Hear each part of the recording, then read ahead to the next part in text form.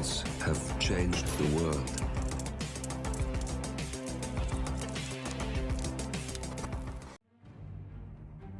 Hello, and welcome back to the world of assassination and the subscriber contracts. And today's contract, the Grunts, set in Sapienza. And the contract ID is up on the screen now for anyone who wishes to have a crack at it, and has been supplied to us today, courtesy of Regal-Amoeba. So on to our briefing, and there isn't one, so we'll just say that our targets today have been rather naughty and they need to be punished. And speaking of targets, today we have 4 of them. 2 we can eliminate any way we see fit, and the 2 others must be eliminated with a kitchen knife, 1 as a thrown weapon whilst disguised as the mansion chef, and 1 as a melee with the hazmat suit. So for today's challenge, we'll be starting at the default location, and we'll be bringing with us a vial of lethal poison, a Seeker 1 in a briefcase, and our silenced pistol. So right from the start and off the bat, if we make our way around the town hall, and we're going to have to give it quite a wide berth, as there is a camera just up on our right. So we're going to hug the outside wall here all the way around past the sleeping bodyguard there, and at the back here we encounter our first target, and we're just going to follow him back into the building after his cigarette, pull out our silenced pistol and unceremoniously shoot him in the head. We're then going to retrieve our Seeker 1 and then drop our briefcase. We don't need that anymore. So from here on out, we need to make our way over to the Caruso mansion, as we are going to need the chef's outfit. We may as well take care of the rest of our kills, basically, with the chef's outfit until we need the hazmat suit. So we're going to head straight for the ICA safe house, and then straight out the rear of the safe house, and we're going to make our way over and into the Caruso villa via the pantry window. So we're just going to scoot along the ledge here, and we're about to lose our nice snazzy suit. So once we're in the pantry, we're going to grab a can of the spaghetti sauce, and then we're going to turn off at the radio. We'll turn it back on again. It doesn't matter if you do or not so much in this instance. So we're going to wait in the pantry. Now do be aware there are 2 kitchen assistants in the room, and if one of them is in the center of the room, he will probably spot you knocking out the chef.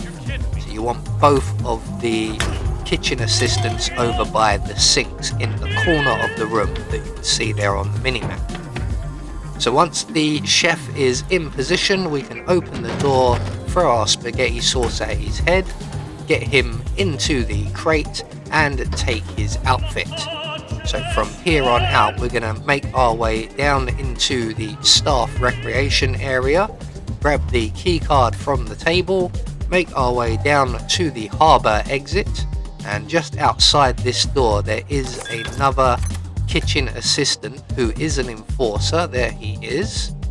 So we're just going to wait for him to move over to the right there, and we can then make our way down to the beach and the harbour area, where we will encounter our next target, the Harlequin, who is the street performer there in the black and white pajamas. And we're just going to add a lethal poison to the bottle of water here by the tree, and eventually when he gets tired, he will go and take a drink from that. In the meantime, we are going to return to the Caruso villa, and we're going to move on to our next target now. On our way back through the kitchens, don't forget to grab the kitchen knife, as that is a requirement for our final 2 kills. You can find the kitchen knife just to our left there in the kitchens, and from here we're going to make our way over to the observatory, and we're going to head up to the roof and over the building. It's the fastest, safest method to get from one side of the Caruso Villa to the other. There is a tunnel system under the building as well that you can utilize, not necessarily for this mission as we need to be up on the top floor, but it is a little bit trickier than going over the roof. As you can see, there's no one up here. So once we have made it all the way up to the top, we're not going to go into the attic there. We don't want to trigger that conversation if possible. So you can see our target is over on the far side, and he is going to go between sitting down and standing at the balcony. And while we're waiting for him to be in position, the Harlequin has now sampled his bottle of water and is putting on one final performance. So what we are waiting for here is Francesca and her 2 bodyguards. Ideally, we want them to be heading into Francesca's office directly below us, but it looks like we may have enough time before she heads off in that direction to actually get past this area. There is our target. He's going to stand up again in a few moments. There goes Francesca now.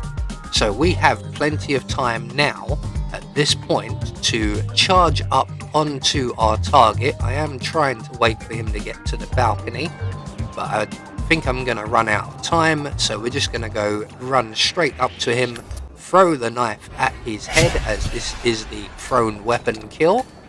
We're going to quickly retrieve his body, and we're going to drag him down the stairs, and we're just going to leave him near the bottom of this first flight of stairs.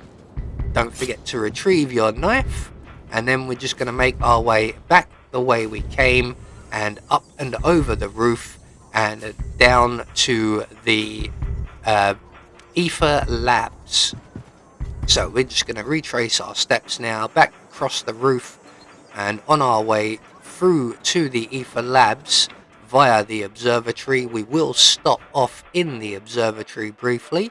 Just wait for that guard to turn around, and in here we can grab the biolab key card and then make our way down into the Ether Lab.